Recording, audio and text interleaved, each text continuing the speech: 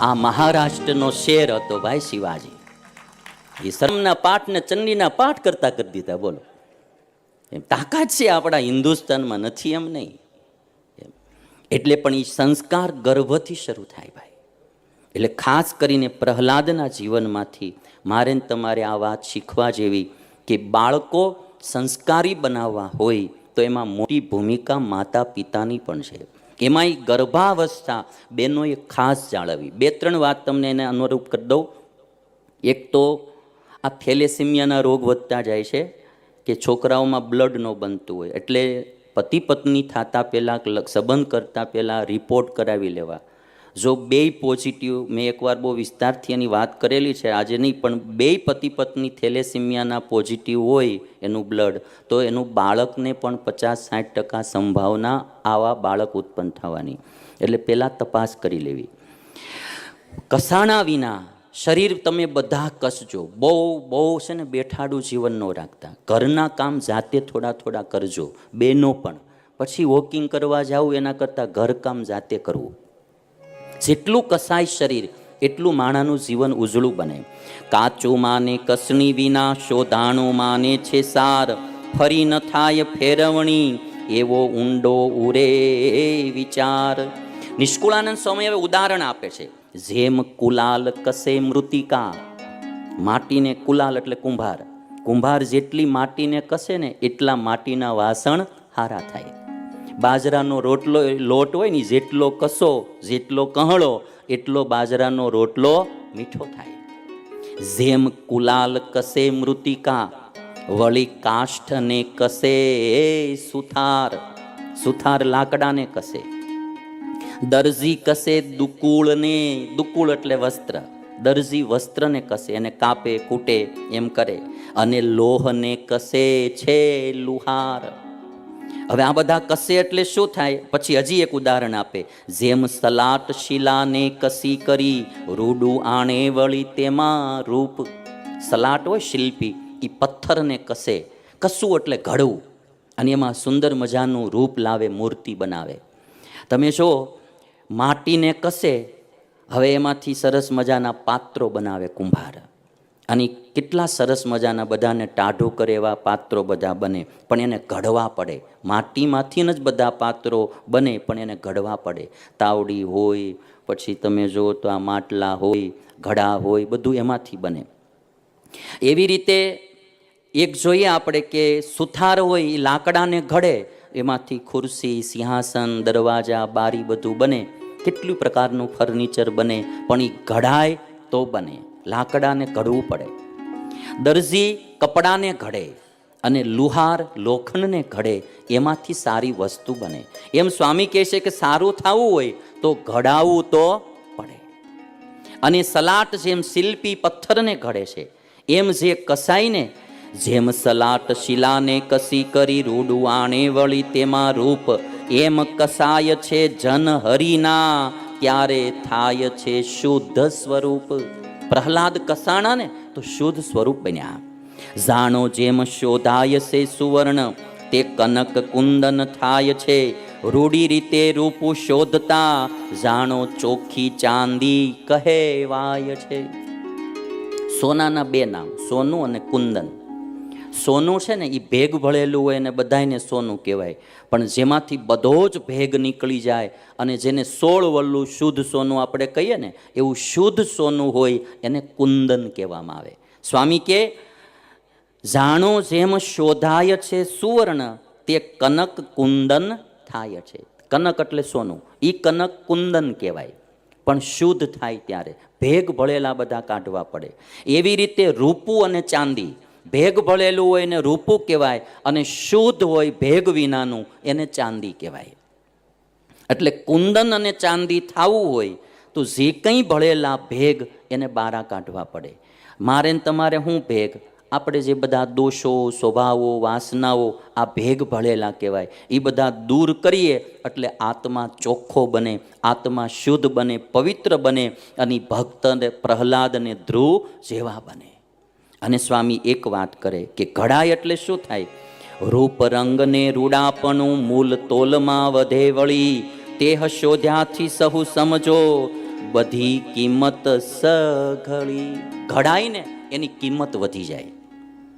ઘડાય એટલે એની કિંમત વધી જાય. લોઢાનો એક જ સરિયો હોય પણ એમાંથી આ ઘડિયાળના કાંટા બનાવવા આવે તો એની કેટલી કિંમત વધી જાય. એ લોઢાના સરિયાની કેટલી કિંમત હોય ને એમાંથી બનેલા કાંટાની કેટલી કિંમત થાય. એના એ લોઢામાંથી ટાંચણીઓ બને તેની કિંમત વધી જાય. ઘડાય એની કિંમત વધે, જે ન ઘડાય એની કિંમત ન વધે. અને ઘડાવવું હોય એટલે એમાંથી થોડાક છોતરા ઉછેડવા પડે, સોડિયાએ કાઢવા પડે, થોડુંક ટાંકણાય સહન કરવા પડે તો જ માણા ઘડાય, નહીતર ઘડાય નહીં. અને સ્વામી કે વળી જેમ બીજી ધાતુને ગાળી બાળે મેલમાયથી, તેને તોલે જે ભેગ ભરી અન્ય ધાતુ આવતી નથી. ભેગ ભળેલી ધાતુ શુદ્ધ ધાતુની હારે આવતી નથી. અને એક ઉદાહરણ નિષ્કુળાનંદ સ્વામી બતાવે, જેમ પરિયટ પટકે પટને વળી દીએ મુસળનો માર. પરિયટ એટલે ધોબી. ધોબી હોય એ કપડાને આમ પટકે, ઉપરથી ધોકાનો માર મારે, ત્યારે મેલ માહ્યલો નવ રહે રતી નિરધાર. એ કપડાને પટકે, કપડાને ધોકાવે તો એમાં રહેલો મેલ દૂર થાય. જેને જેને પોતામાં રહેલા કામાદિક મેલો દૂર કરવા હોય, સ્વભાવ વાસના દોષ અજ્ઞાન રૂપી મેલ દૂરો કરવો હોય તો એને થોડું કસાવવું તો પડે. એને ગુરુના કોઈ સંતના થોડાક ધોકા સહન કરવા પડે, એને થોડોક મારે ખાવો પડે તો ઈવડાઈ શુદ્ધ થાય. અને સ્વામી કે એમ ભક્ત ભગવાનના આવે કષ્ટે શોધાય આપ. એમ ભક્ત ભગવાનના આવે કષ્ટે શોધાય આપ. નિષ્કુળાનંદ એ ભક્તનો વળી વધે અધિક પ્રતાપ. કષ્ટ આવ્યા વિના માણા ઘડાતો નથી. જીવનમાં કષ્ટ આવે ને તો હરેરવું નહીં. એનાથી આપણું ઘડતર થશે, નવા નવા અનુભવ થશે, નવું નવું જ્ઞાન થશે, દુનિયાનું નોલેજ થશે. વિપત્તિને કષ્ટ તો આવે જ, એમાં હરેરવું નહીં. અને જેને જેને જેટલા જેટલા ઊંચા ચડ્યા છે ને ભાઈ, મહાન થયા છે, એને બધાને સહન તો કરવું પડ્યું. ગાંધીજીને ખાલી એક વિદેશ ભણવા જવું હતું. પોતે વૈષ્ણવ, ભણવા જવા દઈને બાપુજીનું મૃત્યુ થઈ ગયેલું. તો એક માવજી દવે હતા બ્રાહ્મણ, એ એમના બાપુજી સાથે હેત રાખતા. તો એણે આવીને કીધું કે છોકરાને ક્યાંક બહાર મોકલો તો સારું. તો ગાંધીજીના માં ના પાડે કે મેં એવું સાંભળ્યું છે કે છોકરાઓ વિદેશ જાય એટલે દારૂ પીતા થઈ જાય, માંસ ખાતા થઈ જાય અને વ્યભિચાર કરતા થઈ જાય. તો બટા આપણે ધર્મ લોપીને કાંઈ કરવું નથી. ગાંધીજી મહાન થયા ને એની પાછળ એક હાથ એની માતા પરમ ભક્ત વૈષ્ણવ હતી. ગાંધીજીની માં પરમ ભક્ત વૈષ્ણવ હતી. અને એના માના જે સંસ્કાર એને કારણે ગાંધીજીમાં બહુ રૂડા સંસ્કારો આવ્યા. ગાંધીજીની માં કહે છે કે બેટા મેં એવું સાંભળ્યું છે કે ત્યાં 3 વાના થાય વિદેશમાં, માટે આપણે વિદેશ નથી જવું. જો ઉન્નતિ આ લોકની કે પૈસો એ ભક્તને પ્રધાન ન હોય, પોતાનો ધર્મ ને પોતાના સંસ્કાર એ એને પ્રધાન હોય. આ ભક્ત હોય ને એનું ગણિત આખું નોખું હોય, એ આપણને સમજમાં જ ન આવે. હા, અમારે રૂપાભાઈ થઈ ગયા ભાવનગરમાં, ક્ષત્રિય ભક્ત રૂપાભાઈ. હવે એ ભાવનગરના રાજદરબારમાં નોકરી કરે. અને એમાં એકવાર કોઈ પ્રસંગ હતો ને પ્રસંગમાં કહુંબો ફરતો ફરતો આવ્યો અફીણ, અને રૂપાભાઈ આગળ ગયો. રૂપાભાઈ સ્વામિનારાયણ ભગવાનના ભગત, પોતે ક્ષત્રિય અને ખરેખરા ટેકીલા ભગત. ધર્મ નિયમ પૂરેપૂરા બધા પાળે, નીતિમત્તા એટલી રાખે, પ્રામાણિકપણે કામ કરે, પોતાના કામમાં દિલ દગડાય કોઈ દી ન કરે. એટલે આમ થોડું થોડું એનું માન સન્માન રાજમાં વધવા માંડ્યું. એટલે ભેગા રહેનારા આજુબાજુવાળાને ઈર્ષ્યા આવે. એ કોઈ પણ રીતે આને ફસાવા માંગે, પણ આ તો ભગત. હવે એમાં આ પ્રસંગે કહુંબો ફરતો ફરતો આવ્યો તો રૂપાભાઈએ ના પાડી કે હું સ્વામિનારાયણનો ભગત, મારાથી કહુંબો ન પીવાય. તે 2-3 જણા હોય ને ઈર્ષ્યાળુ, એણે ભાવનગરના રાજાને કીધું બાપુ તમારા હાથે આપો ને તો રૂપાભાઈ પાછો હાથ નહીં ઠેલે. અને બાપુ પોતે આવ્યા રાજા અને કહે છે કે લ્યો રૂપાભાઈ કહુંબો પીવો. તો કહે છે કહુંબો તો હું નહીં પીવું, મારા ભગવાનની આજ્ઞા છે, કહુંબો કોઈ વ્યસન ન કરું. રાજા કહે છે કે રૂપાભાઈ મારો હાથ પાછું ઠેલવાનું પરિણામ શું આવશે ખબર છે તમને? રૂપાભાઈ કે હું જાણું છું કે મારી નોકરી જશે. તો પછી વિચારી લો, મારી નોકરી જાય તો મને મંજૂર છે, પણ મારા ભગવાનની આજ્ઞા મારાથી નહીં લોપાય. રૂપાભાઈને નોકરીમાંથી રજા દીધી. રૂપાભાઈ કહુંબો ન પીધો. ભક્તની વાત જ આખી નોખી છે ભાઈ, મારી ને તમારી તો સમજમાં જ ન આવે. આખી ઊંધી પડે, આપણી દિશા ઊંધી. આપણે જવું દખણમાં, ઓલા હાલે ઉત્તરમાં, એટલે આમ બેયને સેટિંગ જ ન આવે. રૂપાભાઈ નોકરી જાતી કરી, પણ કહુંબો ન પીધો. 6 મહિના વ્યતીત થયા. ભગવાનનું ભજન કરે. હા, જે મારા ભગવાનને ધારીએ છે એ થાય. 6 મહિના પછી રાણી સાહેબાને કાશીની યાત્રાએ જવું. રાજાએ પોતાના એક ખાનગી દિવાન હતા, નાગર બ્રાહ્મણ જુનાગઢ, એને કહ્યું કે દિવાનજી, કોઈ એવો પ્રામાણિક માણા ખરો રાણી સાહેબાની સાથે યાત્રા કરવા જાય? આ દિવાન સાત્વિક હતા, નાગર બ્રાહ્મણ.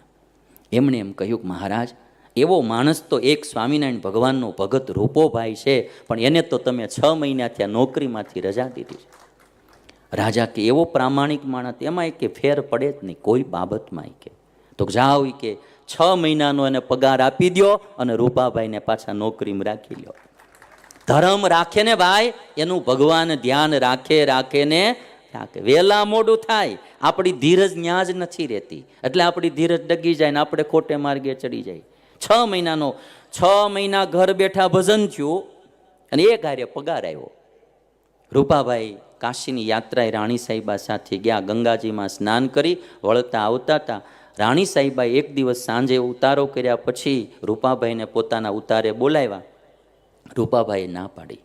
હું સ્વામિનારાયણનો ભગત છું, મારા ભગવાનની આજ્ઞા છે કે રાત્રે કોઈ એકાંતમાં સ્ત્રીની હારે મળવા જવું.